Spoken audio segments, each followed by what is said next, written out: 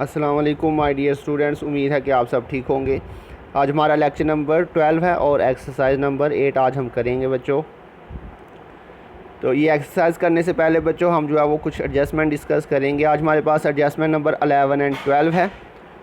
इसके अंदर बच्चों हम डिस्कस करेंगे new bad debts, new provision for bad dates और इनका जो है वो ट्रीटमेंट हमने कैसे करना है। तो बच्चों बैड डेट्स क्या होते हैं, सबसे पहले मैं आपको ये बताता चलूँ। अगर आपने उधार पे चीज़ें सेल की हैं लेकिन आपको उसके पैसे जो है वो रिसीव नहीं हो सके कस्टमर से, किसी भी वजह से उसने पेमेंट करने से इनकार कर दिया या उसकी डेथ हो गई है, तो बच्चों उसको हम कहते हैं बैड डेट्स। क्लियर हो गया बच्चों, बैड डेट्स। तो अब इसके बाद हम देखते हैं कि न्यू बैड डेट्स क्या होते हैं, ओल्ड बैड डेट्स क्या होते हैं, new provision for bad dates क्या होते हैं। तो बच्चों ओल्ड बैड डेट्स का मतलब वो बैड डेट्स जो आपके ऑलरेडी साल के दौरान हो चुके हुए हैं, उसको हम कहते हैं ओल्ड बैड डेट्स। और न्यू बैड डेट्स बच्चों जो अभी आपके साल के एंड पे जाके बच्चों बैड डेट्स हुए हैं, उसको हम कहते हैं न्यू बैड डेट्स। ओल्ड उसके नाम से पता चल रहा है जो पहले से हो चुके हैं, और न्यू बैड डेट्स जो अभी आपने उधार पे चीज़ें सेल की थी लेकिन आपको उसके पैसे नहीं मिले। ऐसे बच्चों इसमें होगा एक old provision for bad dates, जो कि यहाँ पे नहीं लिखा हुआ, वो क्वेश्चन में आ जाएगा। तो old provision for bad debts, जी बच्चों प्रोविजन फॉर बैड डेट्स पहले समझ ले क्या होता है। फॉर एग्ज़ाम्पल आपको लगता है कि आने वाले वक्त में आपने जो उधार पे चीज़ें सेल की थी, आपको उसमें से कुछ अमाउंट जो है वो रिकवर नहीं हो सकेगी। अभी जो है वो फ़ाइनल हुआ नहीं, लेकिन आपको पहले से जो है वो अंदाज़ा हो रहा है कि आने वाले वक्त में हो सकता है कि कुछ अमाउंट हमें रिकवर ना हो सके। तो उसके लिए आप क्या करते हैं बच्चों, आप एडवांस में कुछ जो है वो रिज़र्व, कुछ प्रोविज़न जो है वो आप मेंटेन कर लेते हैं। तो बच्चों वो प्रोविज़न जो आपने साल के दौरान ऑलरेडी मेंटेन की हुई है, रिज़र्व आपने रखा हुआ है बैड डेट्स के लिए, एस्टिमेशन आपने लगा के, तो उसको हम कहते हैं old provision for bad dates. और जो अभी आप साल के एंड पे आके मज़ीद जो है वो बैड डेट्स के लिए कुछ प्रोविज़न, कुछ रिज़र्व जो है वो आप अपने प्रॉफिट में से मेंटेन कर लेते हैं कि हो सकता है इतने पैसे हमें मज़ीद ना मिल सकें, तो उसको हम कहते हैं new provision for bad dates. Clear हो गया बच्चों। ओल्ड बैड डेट्स जो आपके पहले से साल के दौरान बैड डेट्स हो चुके हैं, न्यू बैड डेट्स जो अभी आपके साल के एंड पे मज़ीद बैड डेट्स हो गए हैं। Old provision for bad dates जो यहाँ पे लिखा नहीं है, उसका मतलब क्या होगा, आपके बैड डेट्स जो है वो हो सकते थे, आपने उसके लिए जो है कुछ रिज़र्व, कुछ प्रोविजन जो आपने प्रॉफिट में से निकाल के ऑलरेडी मेंटेन की हुई है, और अभी आपने साल के एंड पे जो है वो मज़ीद कुछ जो है वो बैड डेट्स के लिए प्रोविजन, कुछ रिज़र्व जो है वो प्रॉफिट में से निकाल के मेंटेन कर ली, उसको हम कहेंगे new provision for bad dates. तो ये टोटल बच्चों 4 चीज़ें हो सकती हैं हमारे पास क्वेश्चन के अंदर बैड डेट्स से रिलेटेड। तो बच्चों ये ज़रूरी नहीं कि हर क्वेश्चन में ये चारों चीज़ें दें, इनमें से कोई सी भी 1, 2, 3 या चारों चीज़ें भी क्वेश्चन में दे सकता है। तो ये बच्चों आपने यहाँ पे जो है वो फोकस करना है इनके ट्रीटमेंट के ऊपर। अभी इसमें आपने अगर आपको किसी पॉइंट में नहीं भी क्लियर हुआ तो आपने फ़िलहाल यहाँ पे फोकस बच्चों करना है किस चीज़ पे, इसके ट्रीटमेंट पे। वो आपके जब मज़ीद क्वेश्चन में आएगा तो मज़ीद क्लियर हो जाएगा। फ़िलहाल आप इसका जो ट्रीटमेंट है वो ज़रा समझिएगा। तो न्यू बैड डेट्स को आपने क्या करना है बच्चों, प्रॉफिट एंड लॉस में जब आपने जाना है तो आपने इसे ओल्ड बैड डेट्स के अंदर प्लस करना है, और बैलेंस शीट में जब जाना है तो डेटर्स में से माइनस कर देना। ये वाला भी आपने इसको फोकस करना। क्लियर। न्यू बैड डेट्स को आपने क्या करना है बच्चों, ओल्ड बैड डेट्स में प्लस करना है, डेटर्स में से माइनस करना है। इसी तरह से new provision for bad dates को बच्चों आपने क्या करना है, trading and profit and loss में जाके इसे भी आपने बच्चों ओल्ड बैड डेट्स में प्लस करना है और डेटर्स में से माइनस करना है। बच्चों दोनों का बिल्कुल सेम ट्रीटमेंट है, दोनों का बिल्कुल सेम ट्रीटमेंट है। क्लियर हो गया। तो इसका जो ट्रीटमेंट है वो मैं आपको अभी जो है वो नीचे वर्किंग में करके भी दिखाता हूँ, क्योंकि थोड़ा सा मुश्किल लग रहा है। तो ये देखिए बच्चों, मैंने यहाँ पे प्रॉफिट एंड लॉस जो है उसका सिंपल थोड़ा सा जो है वो पार्ट बनाया। इसके अंदर जैसे मैंने अभी आपको बताया क्या करना आपने, ये मैंने खुद से वैल्यूज़ अज्यूम की हैं, क्वेश्चन नहीं है, ये सिंपली आपको समझाने के लिए मैंने लिखा है। जी बच्चों देखिए यहाँ पे मैंने आपको बताया कि न्यू बैड डेट्स को आपने क्या करना है, प्लस करना है किसमें, ओल्ड बैड डेट्स में, प्रॉफिट एंड लॉस में जाके। तो ये देखिए जी, ये प्रॉफिट एंड लॉस में जाके हमने क्या किया, ये हमने ओल्ड बैड डेट्स लिखना है ऐसे, इसमें आपने क्या करना है, न्यू बैड डेट्स को प्लस करना है, और इसी तरह से न्यू प्रोविजन को भी आपने इसके अंदर प्लस कर देना। तो बिल्कुल सिंपल सा ट्रीटमेंट है। यहाँ से नीचे से देख लें, आपको ज़्यादा क्लियर होगा। आपने न्यू बैड डेट्स और न्यू प्रोविजन, इन दोनों को आपने बच्चों क्या करना है, इन दोनों को आपने ओल्ड बैड डेट्स के अंदर ऐड कर लेना। अब इन तीनों का आपने टोटल करके यहाँ पे लिख लेना। क्लियर हो गया। ये वैल्यूज़ हमने खुद से अज्यूम की है। इसी तरह से बैलेंस शीट में आपने इनका क्या ट्रीटमेंट करना है वो भी मैं आपको बताता हूँ। ये देखिए जी, बैलेंस शीट में आपने जाके ये एसेट साइड पे ये करंट एसेट्स में आपने लिखना होता है डेटर्स, तो ये आपने लिखा डेटर, ये भी हमने खुद से अज्यूम किया 50,000। अब इसमें से यही वाली जो दोनों वैल्यूज़ हैं, न्यू बैड डेट्स और न्यू प्रोविजन वाली, ये दोनों वैल्यूज़ आपने इसमें से बच्चों क्या कर देनी है, ये देखें ये 5,000 ये आपने लेस कर देनी है और ये आपने न्यू प्रोविजन भी लेस कर देनी। तो बिल्कुल सिंपल ट्रीटमेंट है। देखिए बच्चों, यहाँ पे प्रॉफिट एंड लॉस में आपने ये दोनों प्लस करनी है ओल्ड बैड डेट्स में, और बैलेंस शीट में जाएंगे तो करंट एसेट में जाके डेटर में से यही दोनों वैल्यूज़ जो आपने लेस कर देनी है। तो ये 43,000। जी बच्चों, मुझे उम्मीद है ये नीचे से आपको ज़्यादा क्लियर हो गया होगा। New bad debts new provision दोनों को आपने ओल्ड बैड डेट्स में प्लस करना है और डेट्स में से जाके इन दोनों को ही माइनस कर देना है। क्लियर हो गया बच्चों? तो अब हम क्वेश्चन करते हैं बच्चों। ये आपके पास क्वेश्चन है, एक्सरसाइज नंबर 8 है। Following information are provided by Roshan industry limited for the period ended 31 December 2018। Company is authorise to issue 40,000 share at a rate ₹10 each. Opening stock, जी बच्चों इनके हम ट्रीटमेंट साथ साथ में डिस्कस कर लेते हैं, आप काफ़ी दफ़ा कर चुके हैं। ओपनिंग स्टॉक बच्चों ट्रेडिंग अकाउंट में लिखा जाता है, परचेज जो है ये भी ट्रेडिंग अकाउंट में लिखा जाता है। रिटर्न इन का मतलब बच्चों सेल रिटर्न, इसे आपने सेल में से माइनस करना, और ऐसे ही रिटर्न आउट का मतलब होता है परचेज रिटर्न, इसे परचेज में से माइनस करेंगे।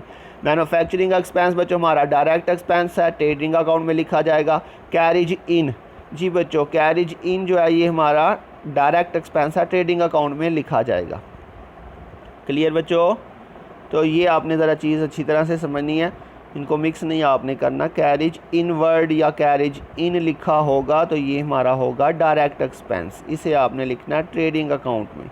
और कैरिज आउट का मतलब कैरिज आउटवर्ड, या इसको हम कैरिज ऑन सेल भी कहते हैं, तो इसे आपने लिखना है बच्चों प्रॉफिट एंड लॉस अकाउंट में। ये चीज़ आपने ज़रा अच्छी तरह से याद रखनी है। रिटर्न इन और कैरिज इन ये अलग-अलग चीज़ें हैं। रिटर्न इन था हमारा सेल रिटर्न और रिटर्न आउट का मतलब परचेज रिटर्न, जबकि कैरिज इन जो है ये डायरेक्ट एक्सपेंस है। ये कैरिज इन मतलब कैरिज ऑन परचेज है, इसे ट्रेडिंग में लिखेंगे। कैरिज आउट मतलब कैरिज ऑन सेल है, इसे आपने प्रॉफिट एंड लॉस में लिखना है। उसके बाद सैलरीज आपको पता है प्रॉफिट एंड लॉस में लिखा जाता है। इंटरेस्ट ऑन ओवरड्राफ्ट ये भी प्रॉफिट एंड लॉस में लिखा जाएगा। बैड डेट्स, जी बच्चों अभी जो मैं आपको बता रहा था ये बैड डेट्स है, लेकिन इसके साथ लिखा नहीं कि ये ओल्ड है या न्यू है, तो ये मैं आपको इसकी पहचान बता दूँ, बिल्कुल सिंपल है बच्चों। जो भी यहाँ पे ट्रायल बैलेंस के अंदर, इसको हम ट्रायल बैलेंस कहते हैं, तो बच्चों जो भी यहाँ पे ट्रायल बैलेंस के अंदर बैड डेट्स दिया होगा वो आपका होगा ओल्ड। यही ओल्ड और न्यू की पहचान है, जो यहाँ पे दिया होगा वो ओल्ड होगा। जैसे यहाँ पे देखिए प्रोविजन फॉर बैड डेट्स दिया हुआ, तो ये भी ओल्ड प्रोविजन है। तो न्यू की क्या पहचान होगी बच्चों? जो एडजस्टमेंट में दिया होगा वो न्यू होगा, ये पहचान है ओल्ड और न्यू की। जो ट्रायल बैलेंस के अंदर वैल्यूज़ होंगी bad debts provision for bad dates की वो ओल्ड होंगी, और जो एडजस्टमेंट में होंगी बच्चों वो हमारी न्यू होंगी। ये पहचान है ओल्ड और न्यू की, बिल्कुल सिंपल सी पहचान है। उसके बाद ये एक्सपेंस में जाएंगे बच्चों। उसके बाद इलेक्ट्रिसिटी बिल एक्सपेंस है हमारा, टेलीफोन बिल भी एक्सपेंस है, इंश्योरेंस एक्सपेंस है। Cash in hand current asset है। ट्रेड डेटर्स, ये बच्चों डेटर्स ही हैं, सैंडी डेटर्स भी इसको कहते हैं, डेटर्स भी कहती हैं, अकाउंट रिसीवेबल भी कहती हैं, बुक डेट्स भी कहती हैं। ये हमारा करंट एसेट है बच्चों, बैलेंस शीट में जाएगा। इन्वेस्टमेंट के साथ बच्चों कुछ भी ना मेंशन हो, ये किसी को स्टूडेंट ने जो है वो क्वेश्चन भी पूछा था, तो मैं आपको यहाँ पे एक्सप्लेन करता चलूँ। इन्वेस्टमेंट के साथ कुछ भी ना मेंशन हो तो बच्चों ये शॉर्ट टर्म होगी, इसे हम करंट में लिखेंगे। क्लियर? उसके बाद मोटर व्हीकल फिक्स्ड एसेट है, लैपटॉप फिक्स्ड एसेट है। इंटरम डिविडेंड, ये बच्चों इसमें मैंने जो है वो एक नया पॉइंट दिया, लेकिन फॉर्मेट के अंदर मैंने आपको ये पॉइंट समझाया हुआ है। इंटरम डिविडेंड बच्चों आपने profit and loss appropriation account में लिखना होता है, इसको याद रखिएगा। इंटरम डिविडेंड हमेशा किस में जाएगा? Profit and loss appropriation account में। क्लियर हो गया बात? उसके बाद बच्चों सेल आपको पता है ट्रेडिंग अकाउंट में, रिटर्न आउटवर्ड परचेज में से minus. Issued subscribed and paid up capital 2 lakh है, इसको 10 पे डिवाइड करेंगे, 20,000 शेयर आ जाएंगे। ये आपका issued subscribed and paid up capital balance sheet में जाएगा। Profit and loss account last year profit है बच्चों 27,500, अप्रोप्रिएशन अकाउंट में लिखा जाएगा। मॉर्टगेज लॉन्ग टर्म लाइबिलिटी है, debenture long term liability, accounts payable current liability, bank overdraft current liability. Provision for bad dates ये बच्चों ओल्ड प्रोविजन है, इसका आपने क्या ट्रीटमेंट करना है? ये बच्चों आपने प्रॉफिट एंड लॉस की क्रेडिट साइड पे लिखना है। ये पीछे एडजस्टमेंट में हमने नहीं था लिखा क्योंकि इसका एडजस्टमेंट में कोई जो है वो लिंक नहीं है, तो सिंपली बच्चों ये प्रोविजन फॉर बैड डेट्स इसे आपने प्रॉफिट एंड लॉस की क्रेडिट साइड पे लिखना है। तो इसमें एक ये वाला पॉइंट न्यू आया, इसके अलावा ये इंटरम डिविडेंड वाला पॉइंट भी इसमें न्यू आया, तो ये दो चीज़ें अच्छी तरह से याद रखिएगा। Provision for bad dates profit and loss की क्रेडिट साइड पे जाएगा और इंटरम डिविडेंड अप्रोप्रिएशन की डेबिट साइड पे। क्लियर हो गया? अब इसके एडजस्टमेंट देखते हैं बच्चों। क्लोजिंग स्टॉक आपको पता ऑलरेडी, प्रोविजन फॉर टैक्स का भी आपको पता है। ये आपके पास क्लोजिंग स्टॉक जो है एक दफ़ा ट्रेडिंग में जाएगा क्रेडिट साइड पे, एक दफ़ा करंट एसेट में। प्रोविजन फॉर टैक्स एक दफ़ा अप्रोप्रिएशन की डेबिट साइड पे जाता है और एक दफ़ा करंट लाइबिलिटी में। ये हैं वो दो एडजस्टमेंट जो भी मैंने आपको समझाई हैं। Bad debts 5000 and provision for bad dates 2000। तो ये बच्चों इनके साथ भी देखें न्यू या ओल्ड का वर्ड नहीं लिखा हुआ, तो कैसे पता चला कि ये न्यू है या ओल्ड है? तो बच्चों ये एडजस्टमेंट्स में दी हुई हैं। एडजस्टमेंट में जो भी बैड डेट्स होंगे वो न्यू होंगे। तो इन दोनों को आपने क्या करना है, ओल्ड बैड डेट्स में प्लस करना है और डेटर्स में से जाके माइनस कर देना। Trading and profit and loss account और बैलेंस शीट पूछी है, अप्रोप्रिएशन अकाउंट हम खुद बनाएंगे। तो ये बच्चों देखिए जी, इसका फॉर्मेट नाम आ जाएगा, इसका trading and profit and loss account, date आ जाएगी। उसके बाद बच्चों ये हमारे पास सबसे पहले ओपनिंग स्टॉक आ जाएगा 40,000 बताया था। परचेजेज़ आ जाएंगी बच्चों 1 लाख और लेस रिटर्न आउटवर्ड 5000 ये माइनस किया तो 95,000 ये आ जाएगा आपके पास। मैन्युफैक्चरिंग एक्सपेंसेस 12,500, कैरिज इन आपके पास आ जाएगा बच्चों 2500। उसके बाद दूसरी साइड पे बच्चों सेल्स आ जाएंगी 2,50,000, इसमें से रिटर्न इन जो है वो आपने माइनस करनी है 2500 थी तो ये आपके पास 247,500। उसके बाद क्लोजिंग स्टॉक दिया हुआ था बच्चों एडजस्टमेंट के अंदर 50,000। अब दोनों साइड का टोटल करेंगे और देखेंगे कौन सी साइड का टोटल ज़्यादा आ रहा है। तो बच्चों इस साइड का जो टोटल है क्रेडिट साइड का वही ज़्यादा आ रहा है, इसलिए हम दोनों साइड पे इसी का टोटल लिखेंगे 297,500। अब इसमें से बच्चों आपने इन सारी वैल्यूज़ का टोटल करके जो आपने इसमें से माइनस कर देना है। तो इसका आप टोटल कर लीजिएगा और देख लीजिएगा, इसको उसमें से माइनस कीजिएगा तो ये आपके पास डिफरेंस जो आ रहा है वो 1,47,500। तो ये हमारा ग्रॉस प्रॉफिट कैरी डाउन आ जाएगा। ये वाली साइड छोटी थी, इसी बैलेंस को आपने इस साइड पे बच्चों ट्रांसफ़र कर देना। तो ये आपके पास 1,47,500। और यहाँ पे मैंने आपको बताया था अभी प्रोविजन फॉर बैड डेट्स, ये वाला बच्चों देखिए जी, प्रोविजन फॉर बैड डेट्स 2500। तो ये आपने बच्चों प्रॉफिट एंड लॉस की क्रेडिट साइड पे लिखना है, इस चीज़ को अच्छी तरह से याद रखिएगा। तो यहाँ पे आ जाएगा प्रोविजन फॉर बैड डेट्स 2500। इसके अलावा बच्चों इस साइड पे एक्सपेंसेस आ जाएंगे। कैरिज आउटवर्ड था, जो कैरिज ऑन सेल मैंने आपको बताया 1500 था। सैलरीज आपके पास थी 25,000। उसके बाद बच्चों नेक्स्ट हमारे पास बैड डेट्स दिया हुआ, ये देखिए जी, ये सैलरीज था, ये कैरिज आउटवर्ड था। इंटरेस्ट ऑन ओवरड्राफ्ट ये भी एक्सपेंस है, ये नीचे लिखा हुआ जाके मैंने जी बच्चों। बैड डेट्स ये देखिए जी 4000, ये हमारा एक्सपेंस है। तो ये आपके पास बैड डेट्स यहाँ पे आ जाएगा 4000। इनर कॉलम में क्यों लिखा, क्योंकि इसके अभी दो एडजस्टमेंट भी हैं जो हमने इसमें प्लस करनी है। ऐड इसमें करेंगे न्यू बैड डेट्स और न्यू प्रोविजन, जो कि अभी उसने आपको एडजस्टमेंट में दी हुई थी। मैंने आपको ट्रीटमेंट पीछे भी जो है वो शॉर्ट में करके बताया था। तो बच्चों ये आपको क्लियर हो गया होगा अपने ओल्ड बैड डेट्स। ये ओल्ड बैड डेट्स है, इसके साथ ओल्ड लिखना ज़रूरी नहीं, वो जस्ट आपको समझाने के लिए लिखा था। तो ये देखिए जी, ओल्ड बैड डेट्स के अंदर आपने न्यू बैड डेट्स और न्यू प्रोविजन दोनों प्लस कर लेने। ये है जी न्यू बैड डेट्स 5000 और new provision for bad dates 2000। तो ये 5 एंड 2000 ये दोनों आपने इसमें प्लस की, इन तीनों का टोटल किया तो ये 11,000 आ जाए। इसके बाद बच्चों इंटरेस्ट ऑन ओवरड्राफ्ट था 5000 और इलेक्ट्रिसिटी बिल था आपके पास 15,000। और इसके अलावा बच्चों टेलीफोन बिल आ जाएगा 25,000, इंश्योरेंस 12,500। तो ये मुझे लगता है बच्चों हमारी सारी चीज़ें जो है वो कंप्लीट हो चुकी हुई हैं। अब आपने दोनों साइड का टोटल करना है। ये प्रॉफिट एंड लॉस का लेंथ ही था तो ये मैंने नेक्स्ट पेज पे बना दिया। तो आप भी ऐसे ही कर सकते हैं, अगर आपका एक पेज पे कंप्लीट ना हो तो आप उसे जो है वो नेक्स्ट पेज पे भी लेके जा सकते हैं। लेकिन नेक्स्ट पेज पे जब जाएंगे तो ऊपर सारी हेडिंग्स दोबारा से नहीं आपने लिखनी, जस्ट आप ये टेबल छोटा सा बनाएंगे। तो अब आपने बच्चों पीछे से जो है वो लेके यहाँ एंड तक सारा टोटल करना है। तो इस साइड पे क्रेडिट साइड पे हमारे पास दो चीज़ें आ रही थी, एक ग्रास प्रॉफिट आ रहा था, एक प्रोविजन फॉर बैड डेट्स आ रहा था। और इस साइड पे हमारे पास काफ़ी ज़्यादा चीज़ें थी। तो आपने बच्चों क्रेडिट साइड का, ये क्रेडिट साइड है, इसका भी टोटल कर लीजिएगा पीछे से सारा, और इसका भी आपने टोटल करना है। दोनों साइड में से जो बड़ी साइड है उसका आपने टोटल दोनों साइड पे लिखना है। तो बच्चों ये क्रेडिट साइड का जो टोटल है वो ज़्यादा आ रहा है, यहाँ पे आ रहा है 1,50,000। तो दोनों साइड पे लिखेंगे 1,50,000। इसमें से ये जो डेबिट साइड होगी पीछे से लेके आपने यहाँ तक सारा टोटल करना है, और उस टोटल को आपने फिर इसमें से क्या कर देना है, लेस कर देना है। लेस करके हमारे पास बच्चों ये डिफरेंस आ रहा है 55,000। तो ये हमारा बच्चों नेट प्रॉफिट आ जाएगा। और अगर ये साइड बढ़ी हुई तो इस साइड पे डिफरेंस आएगा, यहाँ पे लिखेंगे नेट लॉस। क्लियर हो गया बच्चों? तो ये नेट प्रॉफिट आ गया। इसे अब हमने प्रॉफिट एंड लॉस अप्रोप्रिएशन में ट्रांसफ़र कर देना है। तो ये profit and loss appropriation account है। इसके अंदर बच्चों सबसे पहले तो हम लिखेंगे लास्ट ईयर प्रॉफिट, वो क्वेश्चन में गिवन था 27,500। और उसके बाद बच्चों जो करंट ईयर प्रॉफिट अभी हमने कैलकुलेट किया 55,000। इसके अलावा बच्चों एडजस्टमेंट में जाके देखते हैं, ये हमारे पास प्रोविजन फॉर टैक्स दिया हुआ है 10,000।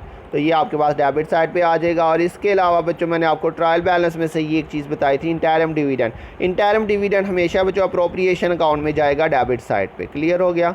तो तो ये आपके पास इंटरम डिविडेंड आ जाएगा 27,000। फिर से बच्चों दोनों साइड का टोटल करें तो इसी साइड का जो टोटल है वो ज़्यादा आ रहा है, इसको हमने दोनों साइड पे लिखा 82,500। इसमें से बच्चों आपने इन दोनों वैल्यूज़ को प्लस करके ये 37,000 आ रहा है, तो 37,000 को आपने 82,500 में से माइनस किया तो ये आपके पास बैलेंस आ जाएगा 45,500। इस बैलेंस को आपने बच्चों बैलेंस शीट में ट्रांसफ़र करना है। इसके बाद बच्चों बैलेंस शीट बनाती हैं। बैलेंस शीट के अंदर आपके पास लाइबिलिटीज़ और एसेट साइज आ जाएगी। तो लाइबिलिटी साइड पे सबसे पहले ऑथोराइज कैपिटल लिखेंगे। ऊपर दिया हुआ था क्वेश्चन के स्टार्ट में 40,000 शेयर थे, 10 रुपये का एक था, तो ये 4 लाख आ जाएगा बच्चों। उसके बाद issued subscribed and paid up capital, इसके शेयर नहीं थे बताए बच्चों, ये हमने खुद कैलकुलेट किए। 2 लाख वैल्यू गिवन थी, 2 लाख को 10 पे डिवाइड किया तो 20,000 शेयर्स आ जाएंगे। उसके बाद रिज़र्व आ जाएगा। रिज़र्व के अंदर बच्चों प्रॉफिट एंड लॉस अप्रोप्रिएशन का जो अभी हमने बैलेंस निकाला 45,500 सिर्फ यही आएगा, इसके अलावा कुछ नहीं दिया हुआ। उसके बाद लॉन्ग टर्म लाइबिलिटीज़ के अंदर बच्चों मॉर्गेज गिवन था 25,000, डिबेंचर था हमारे पास 50,000 और करंट लाइबिलिटीज़ के अंदर बच्चों अकाउंट्स पेबल था हमारे पास 25,000, बैंक ओवरड्राफ्ट 10,000 और प्रोविजन फॉर टैक्स जो बच्चों एडजस्टमेंट में दिया था इसका हमने डबल इफेक्ट करना था। एक दफ़ा अप्रोप्रिएशन में लिखा और एक दफ़ा हमने इसे करंट लाइबिलिटी में लिख लिया। तो इसके बाद बच्चों दूसरी साइड पे चलती हैं। फिक्स्ड एसेट्स के अंदर हमारे पास मोटर व्हीकल था 1 लाख, लैपटॉप था बच्चों 82,500, बस ये 2 ही फिक्स्ड एसेट थे। डेफर्ड कास्ट इस क्वेश्चन में कोई भी नहीं दी हुई। इसके बाद करंट एसेट्स में चलेंगे बच्चों। करंट एसेट्स के अंदर कैश इन हैंड दिया था 50,000 और ट्रेड डेटर्स, ये बच्चों ट्रेड डेटर्स सन्डी डेटर्स 75,000। इसमें से आपने क्या करना है, लेस करना आपने न्यू बैड डेट्स और न्यू प्रोविजन, ये दोनों वैल्यूज़ आपने इसमें से माइनस करनी है। तो माइनस करके आपके पास 68,000 आ रहा है। क्लियर हो गया। इसके अलावा बच्चों इन्वेस्टमेंट दी थी उसके साथ कुछ नहीं था मेंशन, तो हमने इसको शॉर्ट टर्म जो है वो अज्यूम करना है, इसे करंट एसेट्स में लिखना है। इसके अलावा बच्चों क्लोजिंग स्टॉक था आपके पास एडजस्टमेंट में दिया हुआ जिसका हमने डबल अफेक्ट करना था। तो ये सारी चीज़ें जो है वो हमारी इस साइड पे कंप्लीट हो चुकी हैं। अब आपने बच्चों ये एसेट साइड का भी टोटल करना है, लाइबिलिटी साइड का भी टोटल करना है, लेकिन आपने ये 4 लाख बीच में ऐड नहीं करना। तो इस साइड का टोटल करते हैं एसेट साइड का, तो ये हमारे पास टोटल आ रहा है 3,65,500 और ये लाइबिलिटी साइड बच्चों शुरू से लेके एंड तक यहाँ तक आपने सारी वैल्यूज़ का टोटल किया तो इसका भी टोटल आ रहा है 3,65,500। तो ये बच्चों हमारा क्वेश्चन जो है ये आज कंप्लीट हो चुका है। मुझे उम्मीद है आपको समझ आई होगी। तो थोड़ा सा बच्चों क्वेश्चन आज का जो है वो थोड़ा सा मुश्किल था, लेकिन फिर भी जो है वो मैंने कोशिश की है इसको जो है वो अच्छी तरह से समझाने की। फिर भी अगर आपको किसी पॉइंट की समझ नहीं आई तो बच्चों आप ज़रूर पूछिएगा, मैसेज कीजिएगा ग्रुप के अंदर, मैं आपको मज़ीद एक्सप्लेन कर दूंगा। अपना ध्यान रखिएगा, इंशाल्लाह बहुत जल्द मिलेंगे नेक्स्ट लेक्चर के साथ। तब तक के लिए अल्लाह हाफिज़।